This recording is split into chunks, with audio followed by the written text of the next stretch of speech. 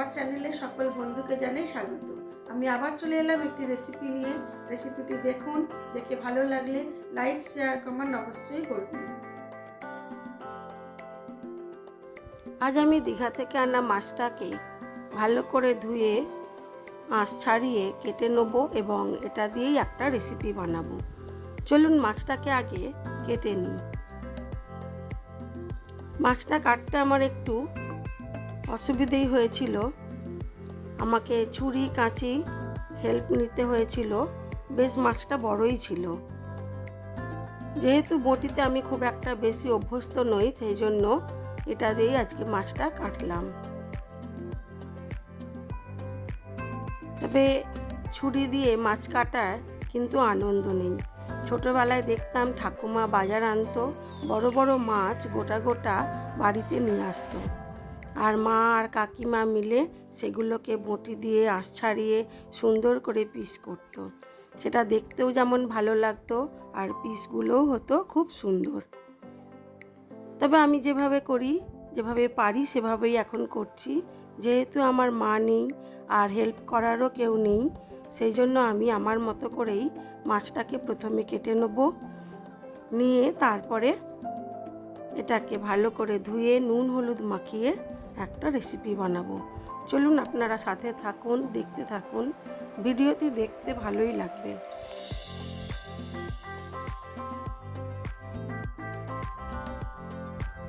টাটকা মাছ যেভাবেই করব খেতে ভালোই লাগবে।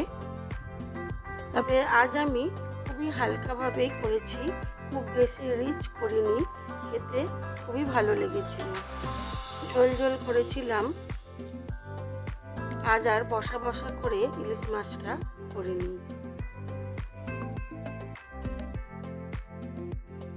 মাছটা আমার খুব ভালো করে কাটা হয়ে গেছে। এবারে আমি এটাকে ধুয়ে নেব। আমি দুবার ধুয়ে নিয়েছি আগে, এবারে আরেকটু ধুয়ে নেব। নিয়ে তারপরে এর মধ্যে মাখিয়ে দেবো নুন আর হলুদ গুঁড়ো।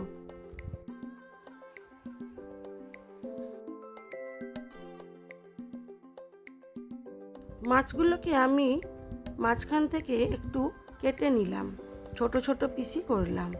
এতে নুন ও মশলা ভালো ঢুকবে।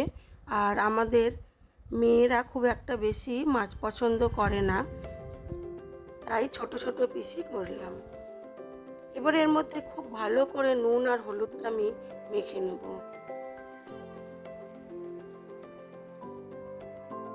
বসিয়ে দিয়েছি একটা কড়া।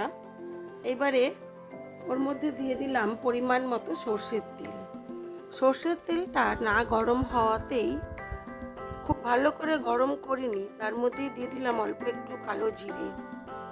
কেন কালো জিরে খুব একটা বেশি ভাজার দরকার হয় না। হালকা তেল গরম হতে আমি দিয়ে দিলাম কালো জিরেটা। তারপরে দিয়ে দেবো একে একে মাছগুলো আমি ভাজবো না, শুধু তেলের মধ্যে দিয়ে এদিক ওদিক করে নেব। খুব তাড়াতাড়ি হয়েও যায় এই রান্নাটা এবং খেতে খুবই সুস্বাদু হয়। গরম ভাতে ইলিশ মাছের ঝোল দারুণ খেতে লাগে। চলুন আমি এর মধ্যে যে মশলাটা দেবো সেটাও একটু আপনাদের সাথে শেয়ার করি। আমি দেবো কাঁচা লঙ্কা, সর্ষে আর পোস্ত। সর্ষেটা আমি কম দেবো। আমি যদি 2 চামচ পোস্ত নিই তাহলে 1 চামচ সর্ষে নেব। এই রেশিওতে আমি মশলাটা নেব। আপনারা আপনাদের পরিমাণ মতো নিয়ে নেবেন। তবে এইভাবে যদি মশলাটা নেন তাহলে মাছের ঝোলের স্বাদটা আলাদাই হবে। মাছগুলো তেলের মধ্যে সাজিয়ে দিয়ে দিলাম বেশ কিছুটা পরিমাণ পোস্ত বাটা। পোস্তর সাথে আমি কাঁচা লঙ্কাটা বেটে নিয়েছিলাম, আর দিলাম সর্ষে বাটার জলটা। সর্ষেটাকে খুব ভালো করে বেটে তাকে একটু ছেঁকে নিয়েছিলাম জল করে, সেই জলটাই দিলাম। আরও একটু জল দিয়ে দিলাম, একটু কাঁচা সর্ষের তেল দিলাম, স্বাদ মতো নুন দিলাম, আর 2-1টা কাঁচা লঙ্কা চেরা দিলাম। সব কিছু দিয়ে একটু হালকা নাড়াচাড়া করে দিয়ে এটাকে ঢাকা চাপা দিয়ে বেশ কিছুক্ষণ হতে দেব।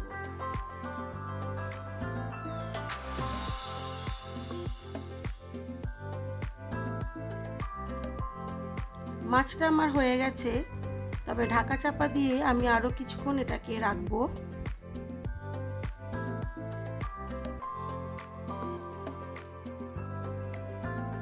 এবারে আমি নুনটা একটু দেখে নেব, তারপরে আমি এটাকে সার্ভ করে দেবো। তারপরে দেখাবো আপনাদেরকে আমার আজকের লাঞ্চ মেনুতে কি কি ছিল।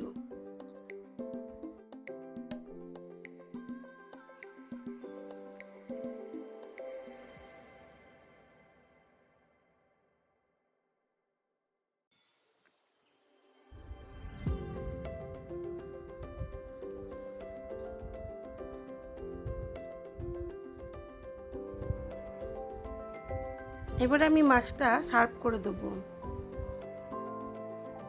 আমি আজকের মাছের ঝোলটা একটু বেশি ঝোল রেখেছি।